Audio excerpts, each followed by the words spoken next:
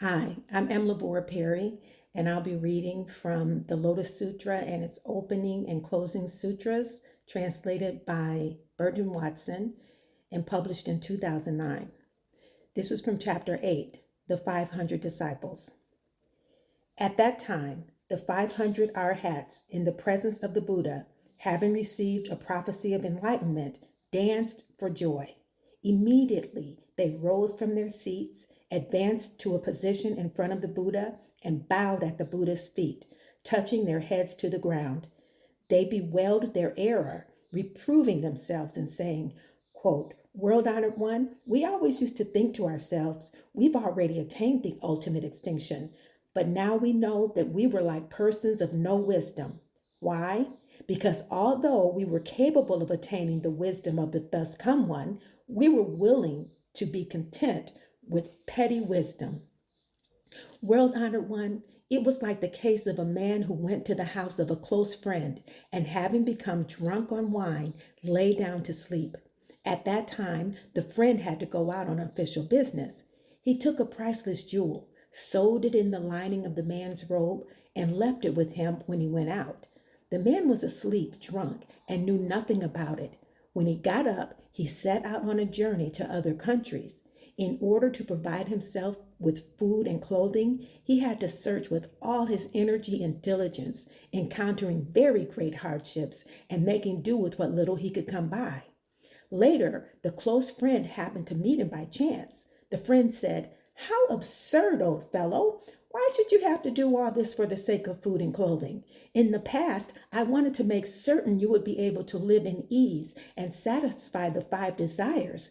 And so, on such and such day and month and year, I took a priceless jewel and sewed it into the lining of your robe. It must still be there now.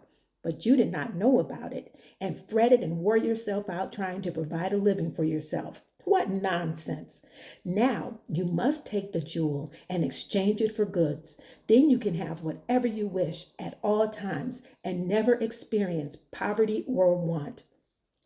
World honored one, the Buddha is like his friend. When he was still a bodhisattva, he taught and converted us, inspiring us in us the determination to seek comprehensive wisdom. But in time, we forgot all that, became unaware, unknowing. Having attained the way of the arhat, we supposed we had gained extinction. Finding it difficult to provide for our livelihoods, as it were, we made do with what little we could come by. However, we've not yet lost the desire for comprehensive wisdom, and now the world honored one awakens in us and makes us aware, speaking these words: Monks, what you have acquired is not the ultimate extinction. For a long time, I have caused you to cultivate the good roots of Buddhahood, and as an expedient means, I showed you the outer signs of nirvana, but you supposed that you had in truth attained nirvana. World honored one, now we understand. In fact, we are bodhisattvas and have received a prophecy that we will attain supreme perfect enlightenment. For this reason, we are filled with great joy, having gained what we never had before.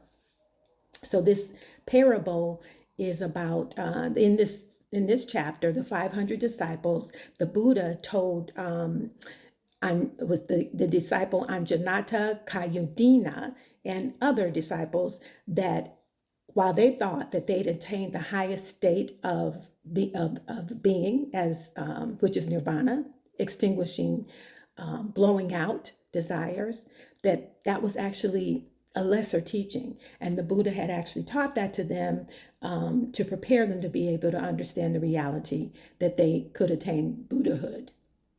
And later in the Lotus Sutra, the Buddha reveals that not only will they attain Buddhahood in the future, his followers and us, but actually we are beings of original enlightenment. We are Buddhas already, but he hasn't gotten to that part yet.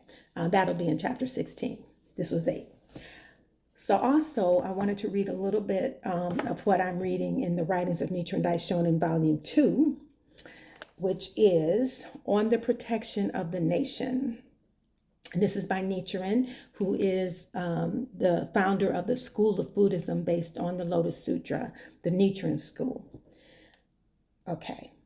Nichiren says, when we stop to consider, there can be no doubt that among the beings in the three evil paths of existence, numerous as the dust particles in the worlds of the 10 directions, there are at times a few as the particles of dust that can be placed on a fingernail, who happen to escape from the evil realms and to be born in the land of Japan in the continent of Jambudvipa.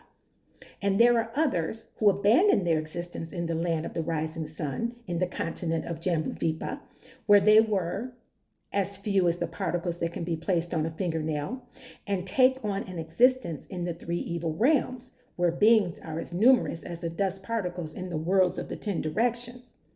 But the cause that impels them to leave life as a human being and to sink down into the evil realms is not always the same in all cases.